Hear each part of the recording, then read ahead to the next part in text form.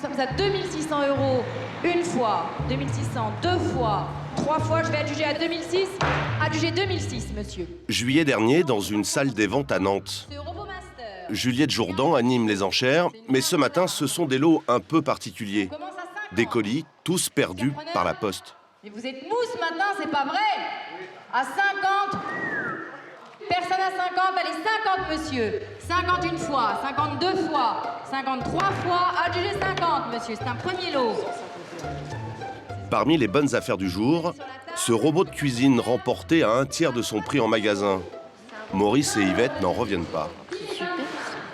Beaucoup d'accessoires, hein. Il y a longtemps, j'en voulais un. J'en ai d'autres, mais je vais donner à mes filles. Je vais garder le neuf. Ici, il y a même des commerçants qui en profitent pour approvisionner leur boutique. Mettez-vous 300. Mettez-vous 300. Quincaillerie, chaussures ou encore DVD, certaines marchandises sont vendues par container, au mètre cube. 330. 800. 850, il est temps. 900. C'est bien vu. Adjugé 1000, monsieur. Yvette et Maurice, qui viennent ici pour la première fois, sont étonnés d'apprendre l'origine de ces marchandises. On est surpris de voir les quantités. C'est vraiment la poste. Des colis qui n'ont jamais été réclamés. C'est impensable. Et je crois que c'est une fois par mois ou plus. 2 fois par mois. Ça vous étonne? Ah oui, assez. De voir la quantité. Des colis égarés, et ce n'est que la partie visible de l'iceberg. Toujours plus d'incidents, ce serait le prix de livraison toujours plus rapide. 3 fois, il fait une super affaire, bravo.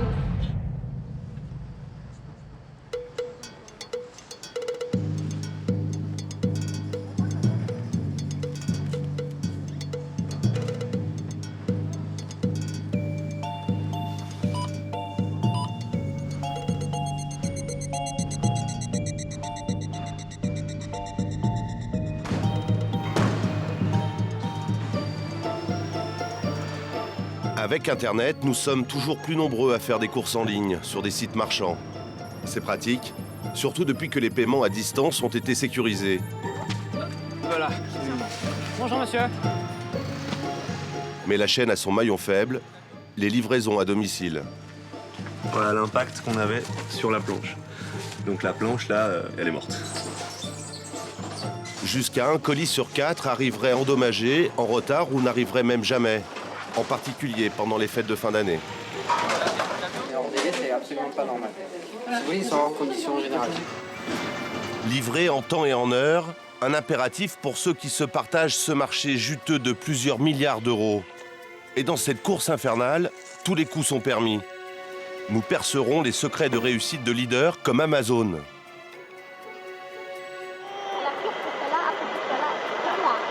Elle risque quoi, ta gueule? Personne leur comprend quoi. Ah bah oui. À quels transporteurs font-ils appel? Et pourquoi les sous-traitants en bout de chaîne sont-ils débordés? Donc je vais signer à sa place. Et voilà. Donc j'ai à peu près une bonne demi-heure de retard. Une bonne demi-heure de retard. Combien coûte réellement une livraison à domicile? Enquête dans les coulisses méconnues d'un secteur en plein essor.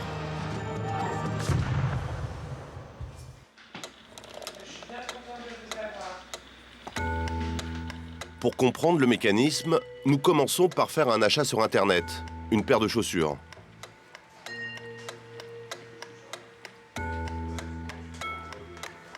Il est 9 h, nous validons la transaction.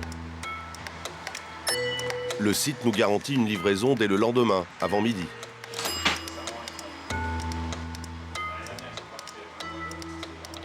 L'étape suivante a lieu dans l'entrepôt du site marchand. C'est la préparation du colis. Et le plus performant en la matière, c'est Amazon, le leader mondial du e-commerce. Ici, les colis sont prêts à être expédiés 2 heures à peine après la commande. Un temps record pour ce site marchand, connu pour être aussi imbattable sur la rapidité que sur les tarifs de ses livraisons. Cela fait 2 ans que ce mastodonte américain est devenu l'enseigne préférée des Français.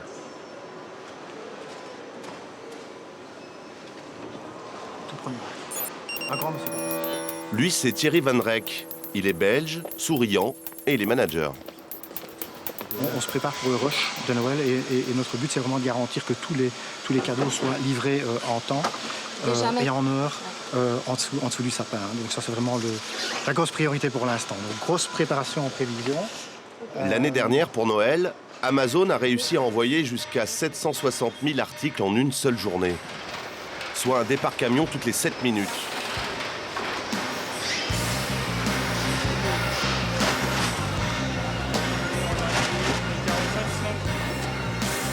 Quels sont les ingrédients de cette recette miracle? Pour nous l'expliquer, Thierry nous oriente vers l'une de ses collègues, Samia. Samia, c'est un peu l'employé modèle.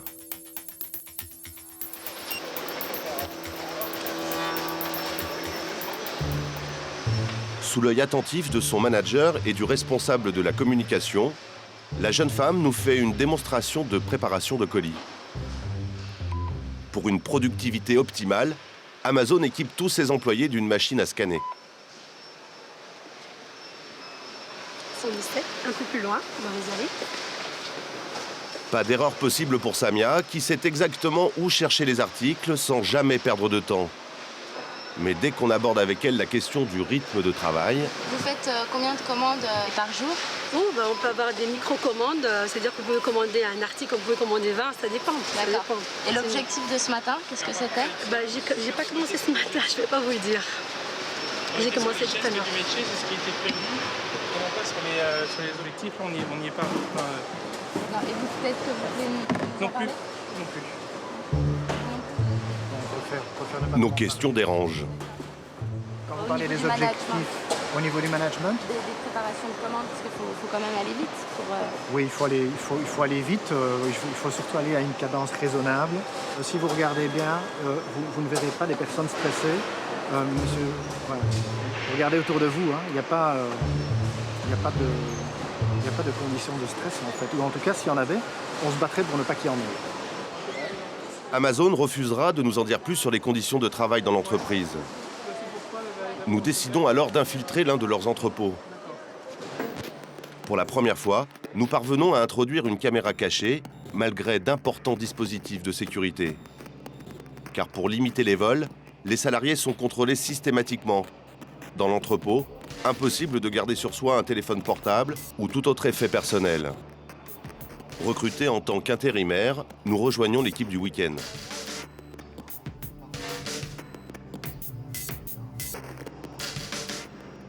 Pareil, on attend aussi une productivité. Je vous laisse le temps quand même d'apprendre. En SD, sur l'équipe du week-end, on est assez sévère sur la productivité. Donc les quotas, on les veut très rapidement. Je vous mets la pression tout de suite. C'est comme ça. Voilà. Les quotas qu'exige ce manager, c'est de faire 260 colis par heure.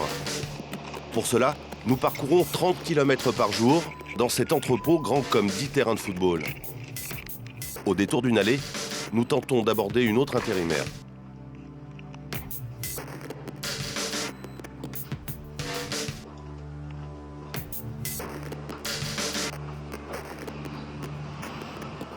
Sinon, l'ambiance, elle est comment ici? Moi, je parle à personne. Tu parles à personne? Ouais. T'as le droit? On a le droit de parler au moins? Non. C'est en notre production. C'est-à-dire? Ils vont te suivre. Ils vont venir te voir. Alors aujourd'hui, tu fais 140 articles par heure, nanana. Et ouais, mais si on parle, ils ne le voient pas. Bah si, parce que tu es pas en train de faire des articles. Et ils suivent ça. Ouais. Ils suivent ça. Ça, c'est le fameux scan. Un mouchard qui permet de suivre le moindre déplacement des employés. Un moyen de contrôle redoutable.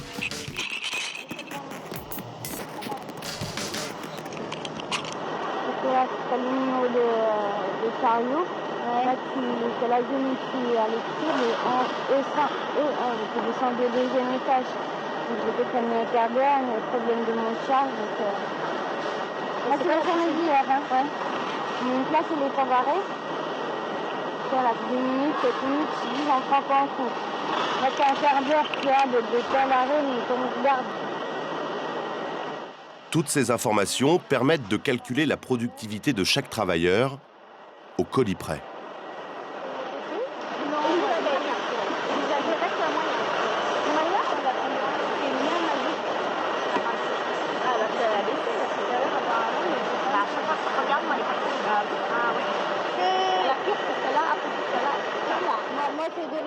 Et pour les moins bons éléments, le coup près peut vite tomber. Hein? Elle risque quoi, ta gueule? À la fin de leur contrat, fin de contrat, quoi. Ah bah oui, hein. À la fin de leur contrat? Ah oui. Elles ont des contrats de combien de temps? Ah, ça fait que 15 jours, hein. Ah bah, c'est déjà arrivé? Ah bah oui. Je suis désolée, hein. D'accord. Seuls les plus performants voient leur contrat renouvelé.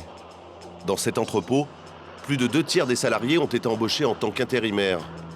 Des contrats précaires et une cadence parfois difficile à tenir.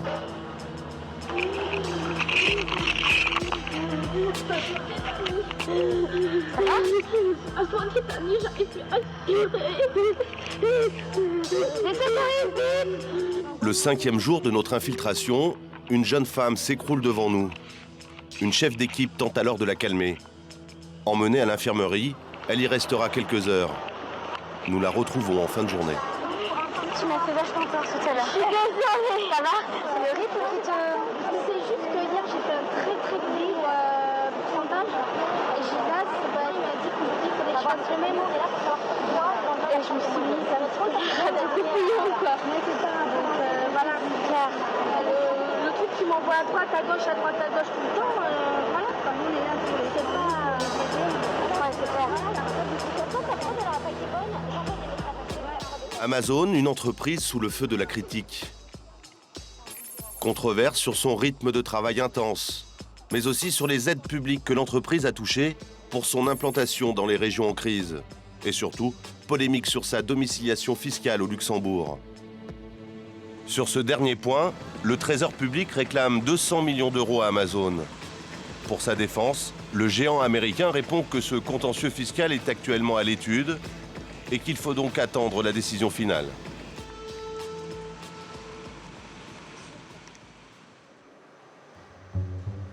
Et notre paire de chaussures alors? Nous les avions achetées à 9h. Il est 11h, le colis est prêt.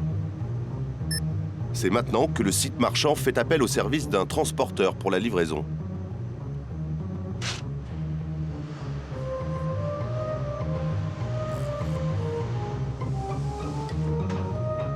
Et il y a l'embarras du choix. La Poste, leader historique avec ses Colissimo, sa filiale, Chronopost, mais aussi ses concurrents, comme TNT, FedEx, DHL ou UPS, tous capables de livrer en moins de 24 heures à travers le monde. Pour notre colis, c'est TNT qui s'en charge. Direction son centre de tri le plus proche. C'est ici que tous les colis collectés chez les sites marchands des environs sont conduits. Et ils sont alors triés pour repartir en camion vers leur destination. En France, un grand nombre de centres de tri sont de taille moyenne comme celui-ci. Mais pour faire face aux défis du commerce mondial, certains transporteurs se sont équipés de centres de tri gigantesques.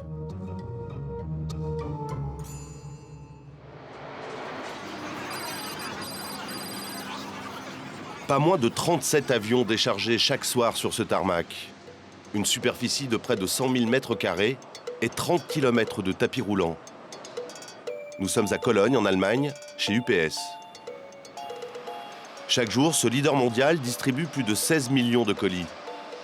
Et pour livrer tous ces paquets, parfois à l'autre bout de la planète dès le lendemain matin, c'est la nuit qu'UPS fait tourner ses plus gros centres de tri.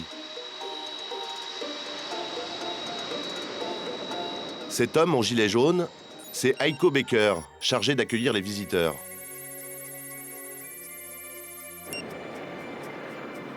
Au pied de son plus grand avion cargo, il ne perd pas une minute pour nous montrer le soin qu'il apporte à ses colis qui viennent tout juste d'atterrir. Il n'y a que le pilote et le copilote à l'intérieur. Les plus importants de nos passagers, dans un avion comme celui-ci, ce sont nos colis, ou plutôt les colis de nos clients.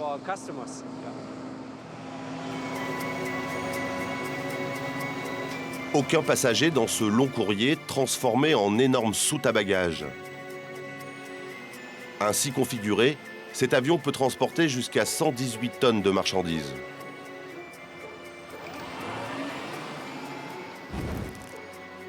Et pour orchestrer ce ballet ininterrompu de colis, direction la salle des contrôles. On peut y aller.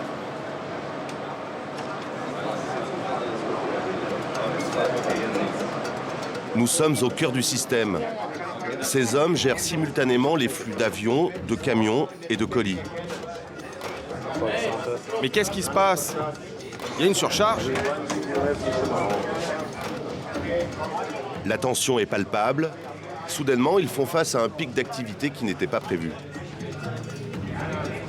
On peut leur poser quelques questions? Non, on ne peut pas. Ils sont trop occupés. Aiko nous redirige alors vers la zone de déchargement des colis. À peine débarqués dans le centre de tri, les paquets sont triés ici en fonction de leur taille, petits, standards ou hors normes. Puis, grâce au scan de leurs étiquettes, ils sont regroupés en fonction de leur destination.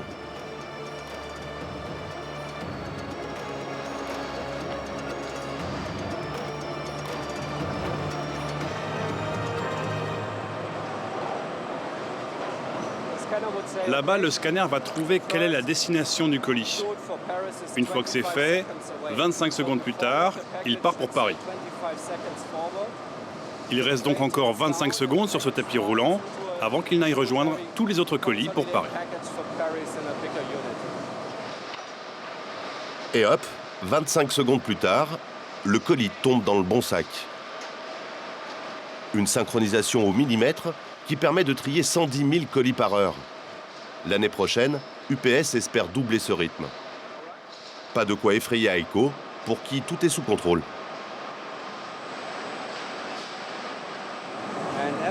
Toutes les zones sont vérifiées par un employé. On s'assure donc qu'aucun colis ne soit laissé dans les bâtiments. Même si les bâtiments sont immenses? Même si c'est immense, tout est sous contrôle. Officiellement, la belle mécanique ne se grippe donc jamais. Pourtant, d'après un sondage récent, quel que soit le transporteur concerné, les livraisons sont une source de stress pour plus d'un consommateur sur deux.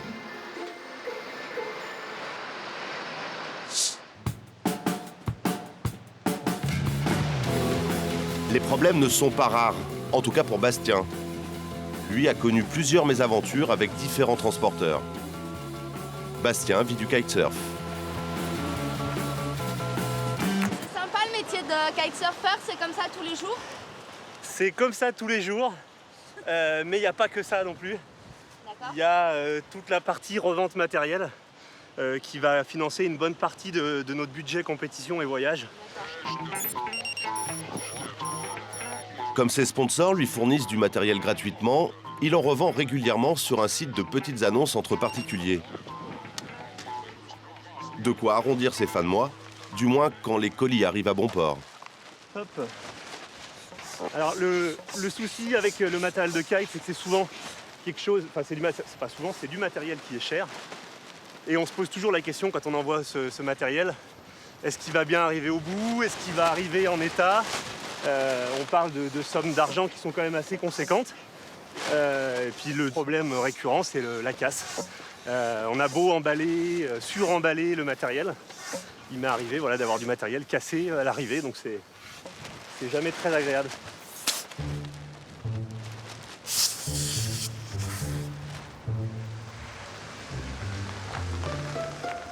Récemment, Bastien a envoyé une planche par la poste à un particulier qui habite à peine à 30 km de chez lui. Manifestement, il aurait mieux fait de faire le trajet lui-même. Donc voilà la planche en question, la planche qui a été envoyée donc avec double épaisseur de carton, il y a du plastique à l'intérieur, les extrémités étaient protégées par du plastique. Le carton, la planche bien entendu ne dépassait pas, le colis initialement il était comme ça. Et en fait ce qui a alarmé l'acheteur, c'est que quand il est allé récupérer le colis, il a trouvé le colis comme ça avec cet enfoncement, le carton déjà un petit peu déchiqueté, donc il s'est dit oulala il y a souci. Et en ouvrant le carton, voilà, à hauteur de l'impact sur le carton, voilà l'impact qu'on avait sur la planche. Donc la planche là, elle est morte. L'acheteur a refusé le colis. Bastien, qui avait souscrit une assurance contre la casse, pensait pouvoir facilement se faire rembourser. Mais il rencontre un deuxième problème. Pour que je puisse être indemnisé, pour que l'assurance que j'avais prise sur ce colis fonctionne, il fallait que je puisse constater moi aussi l'avarie sur le colis. Or, le colis a été déposé en mon absence, et donc j'ai pas pu constater quoi que ce soit. Je me suis retrouvé devant le fait accompli. Pour faire valoir ses droits, Bastien décide de se rendre à son bureau de poste. Nous le suivons en caméra cachée.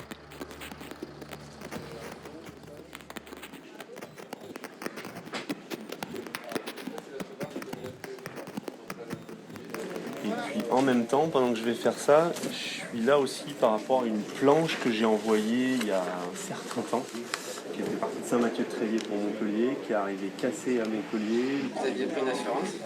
Et c'était un colis assuré, parce que c'était une planche de valeur, c'était une planche qui valait 800 €. Donc, Vous l'avez envoyé en recommandé donc? Il a été envoyé en recommandé, accusé, réception. C'était quel taux de recommandation que vous aviez pris? Le maximum R5. Bastien pensait être à l'abri. Mais après quelques minutes, le diagnostic tombe. C'est vrai que ça a déconné, si je peux me permettre ce langage. L'idée, c'est qu'il n'aurait jamais dû être déposé chez vous. Il aurait dû être remis contre signature et la mention, le flashage qui a été fait en bureau de poste n'est pas bon non plus, puisqu'ils l'ont flashé en instance dépassée, alors que c'était un colis refusé. Ouais. En clair, le livreur a enregistré le colis comme non réclamé par le client. Or, il devait l'enregistrer comme un colis refusé. Il n'y a donc aucune trace de refus, ni de la part du destinataire, ni de la part de Bastien. Ça peut vous porter préjudice derrière parce que justement, du fait qu'il n'y ait pas le refus de mention cassée, peut-être que derrière la poste va vous dire mais non, mais pour nous, c'est pas cassé. Ok. Merci pour votre aide. Merci. Au revoir. Mauvaise volonté ou pas du livreur, à cause de ces erreurs cumulées, Bastien aura du mal à prouver que la planche était cassée au moment de la livraison. Son seul recours désormais, attendre que la Poste mène une enquête interne. Avec la Poste ou n'importe quel autre transporteur, il vaut mieux être prudent en cas de colis cassé. Pour connaître les bons réflexes à adopter, nous sommes allés rencontrer Michel Bernarda, juriste dans une association de consommateurs.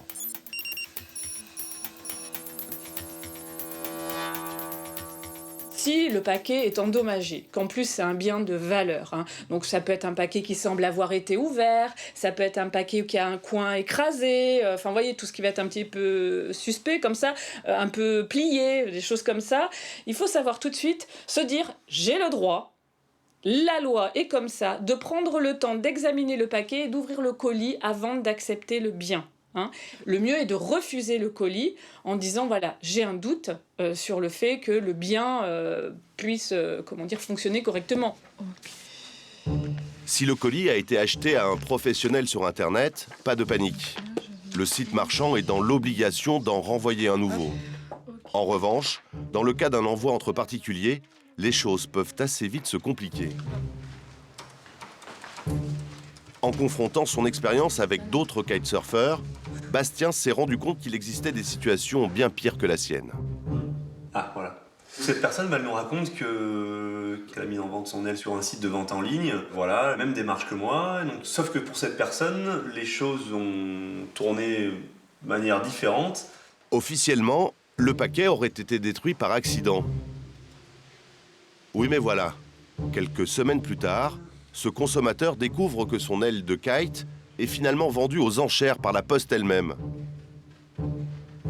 Quand je vois ça, je me dis, mais ça veut dire que la garantie qu'on te donne, elle vaut rien, quoi. Avec ton matériel, à partir du moment où tu l'envoies, tu prends un énorme risque, quoi. Mais qui décide d'envoyer les colis à des ventes aux enchères? Pourquoi, malgré des réclamations et même des garanties, les colis perdus ne sont-ils pas remis à leurs propriétaires? Pour en savoir plus, nous nous sommes rendus à Libourne, près de Bordeaux. C'est ici que tous les colis perdus de la Poste atterrissent chaque année. Un centre unique qui n'existe qu'à la Poste.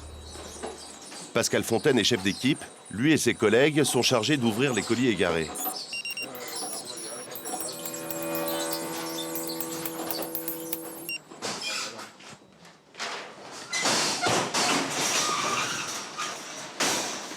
on va ouvrir quelques colis et on va voir si on trouve une adresse ou pas. Mais ce matin, ça commence mal.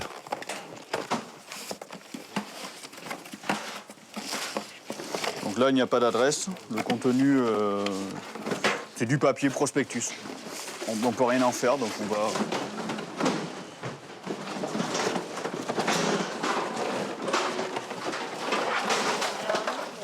Voilà, là, lui... Ah oui, il y a la batterie. Il marche encore. Très souvent, ces colis n'ont pas trouvé leur destinataire car l'étiquette avec leur adresse s'est détachée. Là, ce colis-là, par exemple, c'est une épave. Il n'a pas d'adresse extérieure. Mais heureusement, ce colis issu du commerce sur Internet contient une facture.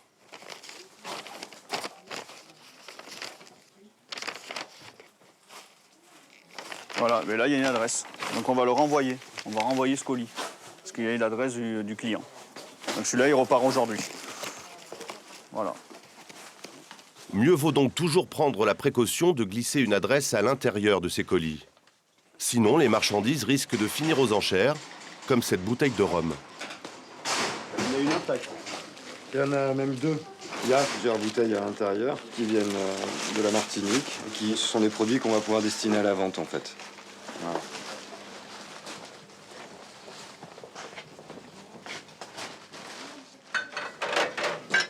Donc voilà. En partant d'ici, en fait, on va avoir plein de petits objets qui sont destinés à la vente, qu'on appelle ici dans le service la petite vente, en fait. À contrario avec la grosse vente, vous voyez là-bas le conteneur où on met plutôt les gros objets destinés à la vente. Là, les petits objets, on les met ici. On a des jouets, on a tout ce qui est mercerie, on a de la quincaillerie, plein de trucs différents, de l'horlogerie avec des montres. Bon, là, on est en début de semaine et on a fait pas mal de nettoyage vendredi. Du coup, c'est vide, mais très souvent, c'est quand même vachement archi plein, voilà. Tous ces objets trouvés aujourd'hui partiront très rapidement aux enchères, soit à Nantes 2 fois par mois, soit à Lyon. Pourtant, le client a normalement 3 mois pour réclamer son colis perdu. Alors pourquoi ces conditions générales de vente ne sont-elles pas respectées? Nous avons demandé des explications à Véronique Tellière, la directrice du site de Libourne.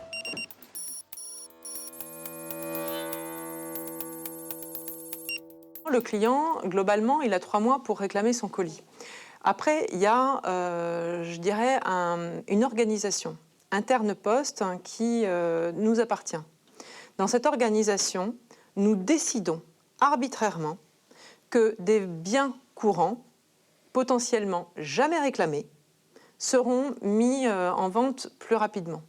Et que nous portons nos efforts et les ressources que nous affectons à cette activité gratuite pour les clients à des biens qui potentiellement ont de la valeur. Seuls les objets de valeur sont stockés pendant 3 mois dans l'attente d'une réclamation. Mais qu'entend la Poste par objet de valeur? Pascal Fontaine nous ouvre son coffre-fort.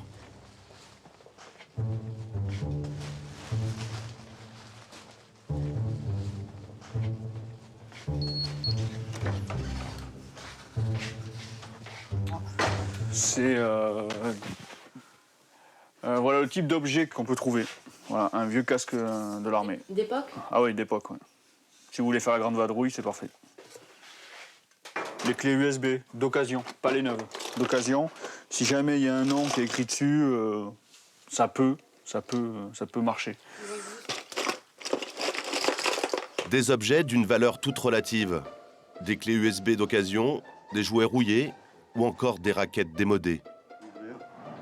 En bref, des vieilleries qui rapporteront sans doute très peu aux enchères. Voilà, c'est ce type d'objet.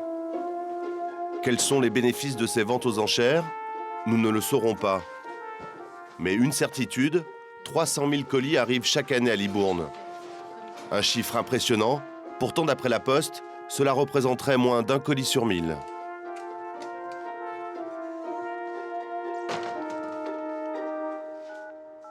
Mais qu'en est-il pour les autres transporteurs? Combien de ratés déplorent-ils? Nous avons tenté de les joindre.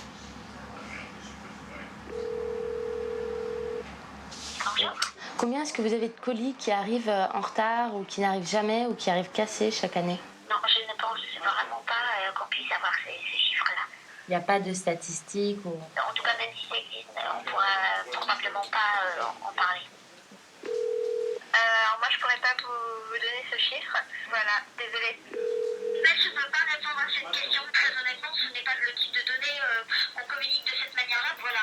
Bon, bah merci beaucoup. Bonne soirée, au revoir. Silence radio, aucune entreprise n'acceptera de nous dévoiler ces chiffres. D'après nos informations, il y aurait environ 1% de colis perdus sur l'ensemble du secteur. Pour les retards, les chiffres grimperaient jusqu'à 25% chez les plus mauvais élèves. Si les entreprises communiquent peu, c'est aussi parce que derrière ces retards et ces pertes, il y a de plus en plus de vols.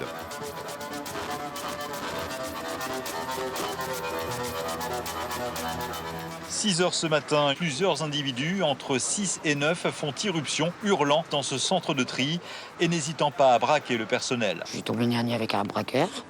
Et en marche arrière, il m'a fait reculer avec le pistolet. Il savait qu'il fallait aller vite et puis il savait quoi faire et où aller en fait. C'est-à-dire tout ce qui est de valeur en fait, à tout ce qui est sensible, comme on dit chez nous, les colis sensibles. Braquage d'entrepôts, braquage de camions, agression de livreurs, le secteur ne compte plus les incidents violents.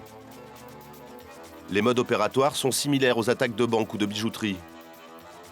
Des individus cagoulés, équipés de pinces Monseigneur comme sur cette vidéosurveillance. Ils opèrent en moins de 10 minutes et n'hésitent pas à agresser les employés. Leur cible, des produits de valeur comme des smartphones, des cosmétiques ou encore des bijoux. Un transporteur a accepté de nous montrer comment il luttait contre ces nouvelles menaces. Nous avons rencontré son directeur de sûreté, Arnaud Conrad. Chez lui, les centres de tri sont des forteresses. Ça commence par quoi la sécurité? Alors la sécurité, ça commence d'abord par l'extérieur de l'entrepôt. Si je veux protéger mon entrepôt à l'intérieur, il faut d'abord que je commence en amont, à l'extérieur. Alors par cette barrière que vous voyez là, ce poteau, c'est une barrière infrarouge. J'ai plein de poteaux qui communiquent tout autour, qui font tout le tour du bâtiment.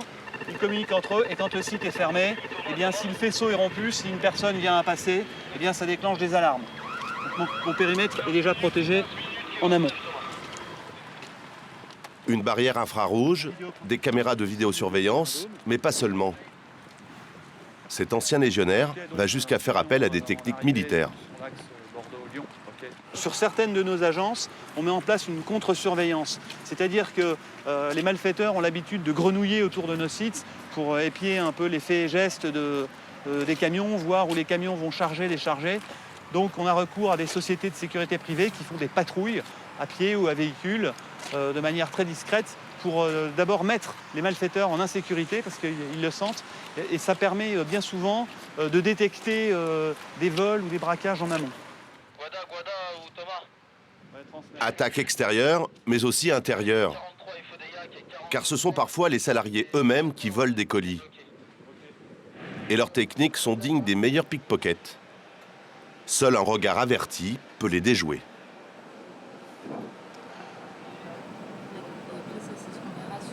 Tenez, voilà, c'est cet endroit précisément, je vous montre. Vous voyez, avec le pied, on voit donc la personne qui place le pli sous un gros colis et ensuite le cache, le dissimule sous la chaîne pour que son complice le récupère par la suite. Voilà, ça dure à peine une seconde, vous voyez. Pour mettre fin à ces pratiques, la société s'est équipée d'un système de vidéosurveillance ultra sophistiqué.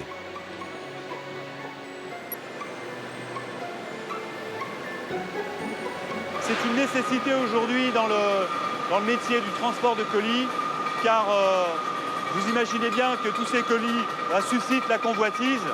Et en fait, toutes les chaînes sont couvertes sur toute la longueur. Et c'est ce qui permet en fait de suivre la vie d'un colis de son entrée dans le dépôt jusqu'à sa sortie. 326 caméras reliées à un système informatique. En entrant le numéro d'un colis, Arnaud Conrad peut retrouver son trajet de A à Z dans le centre de tri. Mathieu doit être sur les recherches, on va pouvoir regarder. Ah Mathieu. Vous avez consulté là les historiques des colis en perte de traces là sur les... Bah là, je suis en train de tracer le premier colis. Je rentre mon numéro de colis ici, et là j'ai la correspondance automatique du logiciel par rapport à ce colis. Donc le colis qu'on recherche ici, on le voit au tunnel. Voilà, c'est une autre prise de vue du tunnel. Et donc on voit bien ici qu'il est poussé dans cette goulotte. Et donc là, si j'avance un petit peu, voilà, on voit bien mon pneu qui arrive dans ma goulotte. J'ai le numéro de caisse. C'est une caisse qui est sur le camion qui est censé aller dans le 94. Ici, on a la date de chargement, donc le 4 septembre. On a également l'heure de chargement. Donc tout va bien. La caisse, tout va bien. 44-41. Ce système inédit de suivi de colis a coûté 6 millions d'euros. Mais pour le transporteur, le bilan est largement positif. Bon voilà, dans le 94, c'est bon, tu l'as tapé, ok. En fait, ce système a mis un coup d'arrêt, je dirais, au vol en interne. Par ces vols donc commis par les salariés en interne. Et du coup, eh bien, forcément, ces vols, mécaniquement, se sont reportés sur le transport. Si Arnaud Conrad protège efficacement ses bâtiments, difficile d'en faire autant avec les camions, une fois sortis des centres de tri.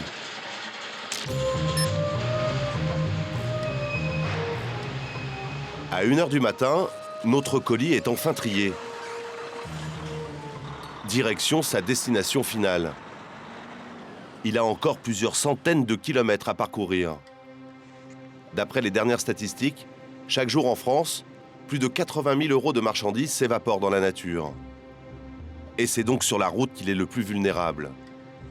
Parviendra-t-il à échapper aux bandits de grand chemin ?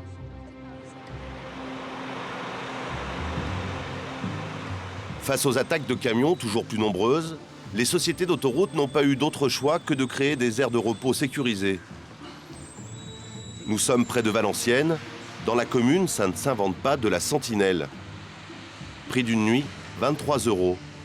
Ça peut paraître un peu cher, mais ça a ses avantages. Hugues, routier belge de 47 ans, en est convaincu.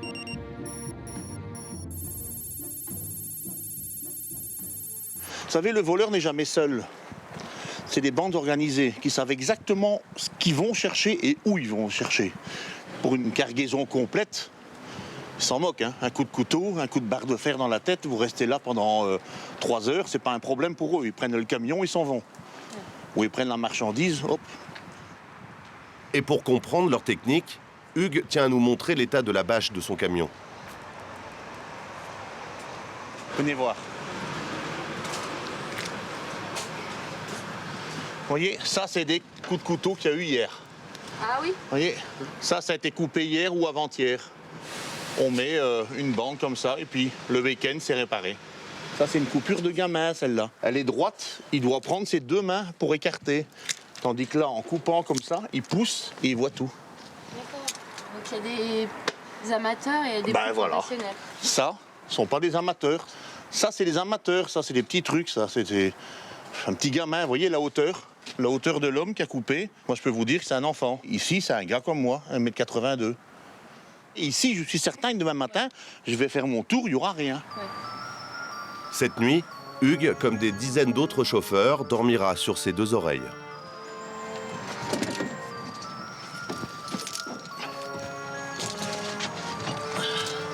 Bonne nuit, au revoir. Une aubaine pour la société qui gère l'aire de repos.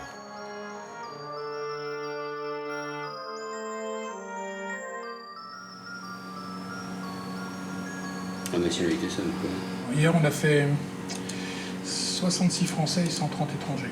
Et aujourd'hui, c'est pareil. Voilà, donc on peut dire qu'on est complet, hein, pour ainsi dire. Vous avez du succès? Oui, de plus en plus. De plus en plus. Et il y a des périodes de l'année où ça peut être saturé? Oui. Ah oui, oui. Mais là, on n'est pas loin de la saturation quand même. Fin d'année, c'est... Oui, je pense que décembre, ça va donner aussi avant les fêtes.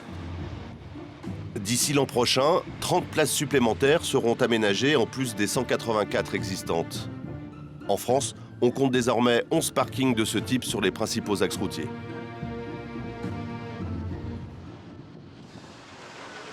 Et notre colis alors? Ouf, le chargement du camion n'a pas été détourné pendant le trajet. Mais notre colis n'est pas tiré d'affaire pour autant. Pour sa dernière étape, il passe dans la camionnette du livreur. Plus que 15 km Mais attention, c'est sur ce dernier trajet que les problèmes ont tendance à s'accumuler. En particulier quand les colis soi-disant livrés n'arrivent jamais. En cette fin de journée à Montpellier, c'est l'une des problématiques abordées lors d'une réunion de consommateurs. Bonsoir tout le monde, bienvenue. C'est Michel Bernarda, la juriste de l'association CLCV, qui anime ce café conso. On commence quand même. On y va ? Alors, quand on parle de Noël, je pense qu'il y a des éléments aussi comme ça. Il y a des fois des dates butoirs, des dates d'échéance, des événements importants peut-être. Est-ce qu'il y en a qui se sont trouvés en difficulté en commandant ?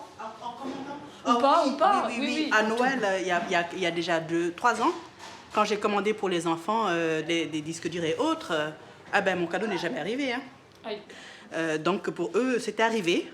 Point final, quoi. C'était arrivé. Donc ça a été livré à quelqu'un. Mais à qui ? Contre signature ou pas ? Non, sans signature. Donc en fait, je n'ai jamais eu mon colis. Enfin, quelqu'un a eu un beau cadeau. Malgré ses déboires, cette consommatrice a renoncé à entreprendre des démarches. Car le site marchand et le transporteur se sont renvoyés la balle. Un cas classique. La loi est claire. Par Internet, c'est le vendeur qui est responsable. Donc le consommateur, il ne devrait même pas être confronté à ce style de renvoi de responsabilité entre le transporteur mandaté par le vendeur. C'est le vendeur l'interlocuteur. Et en cas de colis non reçu, la loi est du côté du consommateur.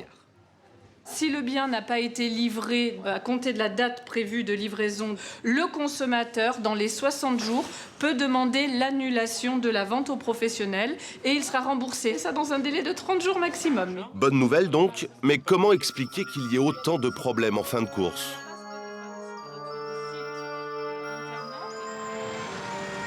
C'est peut-être parce que les livraisons à domicile ne sont pas faites par les transporteurs eux-mêmes, mais par leurs sous-traitants. Et qui dit sous-traitant dit souvent conditions de travail au rabais. Un livreur a accepté de nous en parler. Il est salarié d'un sous-traitant de Chronopost. C'est au petit matin que nous le retrouvons chez lui, avant le début de sa tournée. Là, il est quelle heure ? 5h15. Je m'apprête à aller au dépôt. Tous les jours ? Tous les jours, oui. Du lundi au samedi. D'accord. C'est ce qu'il y a de plus difficile dans votre métier ? Le réveil, des fois, c'est pas évident. Hein. C'est vrai qu'on travaille 6 jours sur 7, on n'a pas beaucoup de repos. Donc, c'est vrai qu'à la longue, c'est un peu difficile. En témoignant, ce salarié risque de perdre son emploi. Pour préserver son anonymat, nous l'appellerons donc Jérôme. S'il commence si tôt, c'est parce que c'est à lui de préparer les colis avant de partir en tournée. Avant, Chronopost employait des manutentionnaires pour cette tâche. Mais depuis 6 ans, le transporteur exige de ses sous-traitants de s'en charger, quasiment gratuitement.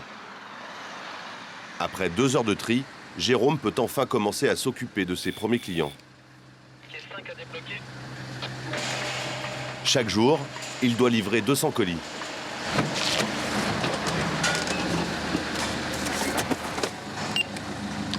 Ça va très vite. Ouais. À force, on connaît les colis, donc c'est vrai qu'on mémorise très vite les colis, donc c'est vrai qu'on ne cherche pas. On pourrait penser que la tournée de Jérôme est organisée à l'avance, en fonction de l'itinéraire le plus court possible. Mais en réalité, c'est loin d'être le cas. Bonjour. Salut à toi. Tu vas bien ? Ça pour vous. Pour certains colis, Jérôme a des impératifs de livraison. Avant 9h, avant 10h ou avant 13h. De quoi compliquer son parcours, et ce n'est que le début. Là, c'est tout bon. Et je dois vous récupérer un colis aussi. Oh là. Ah non, c'est votre SAV, ça. Hein ? C'est eux qui l'ont, c'est votre SAV. Ouais, c'est où ? Il y a un... D'accord. Ouais, mais pas de suite, hein. Ils Ouais. sont pas à 10h. Oh, vachement. Toujours à 10h.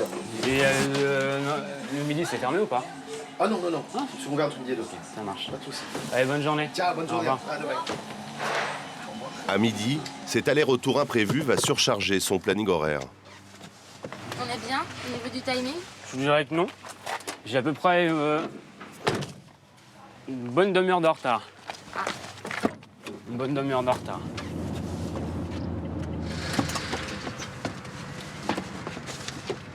Malgré sa bonne volonté, Jérôme n'arrête pas de perdre du temps.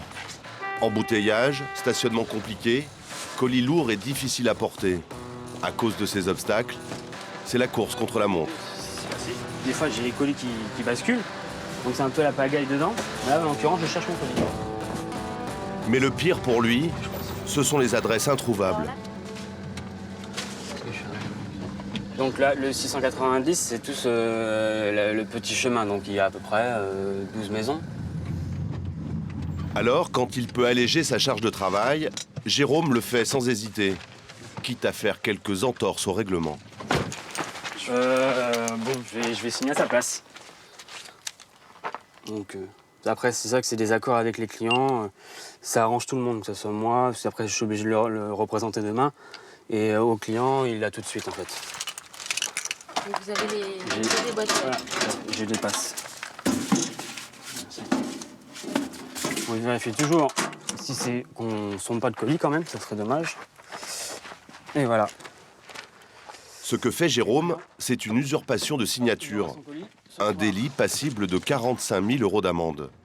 En cas de contestation du client, Jérôme risque de perdre son emploi. Mais sa préoccupation du moment, c'est de réussir à tout livrer à temps. Et vous mangez quand? Le soir. Donc il n'y a pas de pause. Si j'ai 10 minutes pour moi le midi, c'est pas fréquent et c'est le maximum que je puisse avoir. Parti de chez lui à 5h15 du matin, Jérôme ne rentrera à la maison qu'à 18h30. Le jeune homme finit par se confier.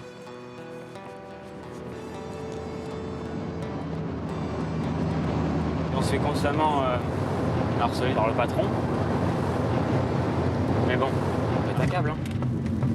On pète un câble comment? On a envie de tout lâcher. Limite, d'énervement, malheureusement, on jette les colis par terre, on insulte des collègues, on est mal aimable, ce genre de choses. Payé 35 heures par semaine, il travaille parfois jusqu'à 2 fois plus, 6 jours sur 7. Ces heures supplémentaires ne sont quasiment jamais payées. Rapporté au taux horaire, il gagne l'équivalent du salaire moyen bulgare, soit 4,50 € de l'heure.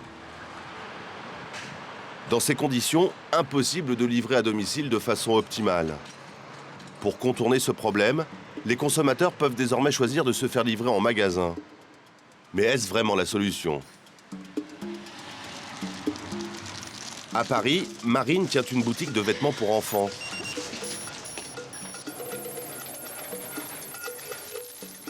Et depuis 1 an maintenant, son magasin est aussi un point relais. C'est mon livreur. Bonjour. Bonjour. Vous allez bien? Bien, vous? Ouais. Marine apprécie beaucoup son livreur, mais nettement moins les colis qu'il lui apporte chaque jour. Je fais ma réception. C'est le moment le moins rigolo de la journée. Une centaine de colis à trier chaque jour.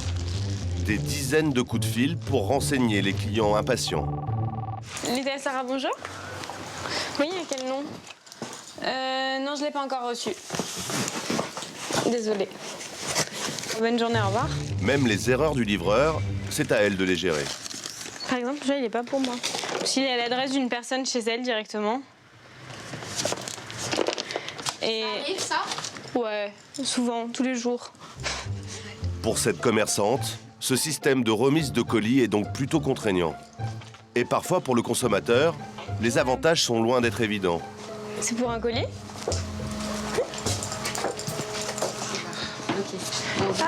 Ce colis, ça fait plus de 10 jours que je l'attends. Donc, comme c'est un cadeau pour un anniversaire, il arrive trop tard. Et vous savez pourquoi il arrive aussi tard? Non, je n'ai aucune explication. Donc, je suis passée 3 fois à la boutique. Heureusement qu'elle n'est pas trop loin de chez moi. Voilà. Et voilà. Super. Bonne journée, au revoir. Colis en retard et parfois colis impossibles à récupérer. Quand les commerçants partent en vacances, les transporteurs ne préviennent pas systématiquement les clients. La veille des congés, ils nous récupèrent tous les colis. Donc quelqu'un qui se fait livrer en été, il risque de ne pas avoir son colis avant 1 mois ou 2 semaines, enfin suivant le temps de fermeture d'un magasin. Attends. Je savais ça? Non, c'est bon à savoir. Et ce dont les clients sont loin de se douter, c'est le montant de la rémunération de Marine pour ces colis. Donc, pour un mois, pour 180 colis, je gagne 51,85 €. Ce qui fait, on va dire, ça me fait 2 € par jour. Je suis riche, hein. Avec les relais en magasin, les commerçants sont donc encore moins payés que les livreurs. Résultat, moins d'1 an après avoir tenté l'expérience, Marine a décidé d'arrêter son contrat avec Mondial Relais. Jérôme, lui, travaille désormais pour un autre sous-traitant, car son ancien patron a dû mettre la clé sous la porte. Chez Amazon, le contrat de la jeune intérimaire qui a fait un malaise n'a pas été renouvelé. Bastien, le kitesurfer, a enfin été remboursé pour sa planche cassée, au bout de 4 mois et demi. Quant à notre colis, nous l'avons bien reçu le lendemain matin. Bonjour madame. Bonjour monsieur. Merci. Merci. Bonne journée. Au revoir.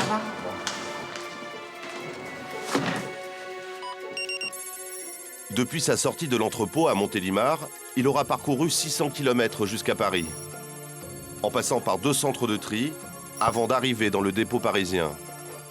Au total, il a transité entre les mains de 11 personnes différentes.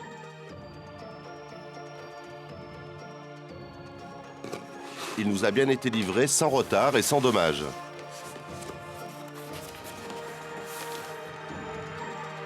Tout le monde ne pourra pas en dire autant à la veille des fêtes. Car selon nos informations, cette année, les transporteurs seront confrontés à un pic d'activité exceptionnel.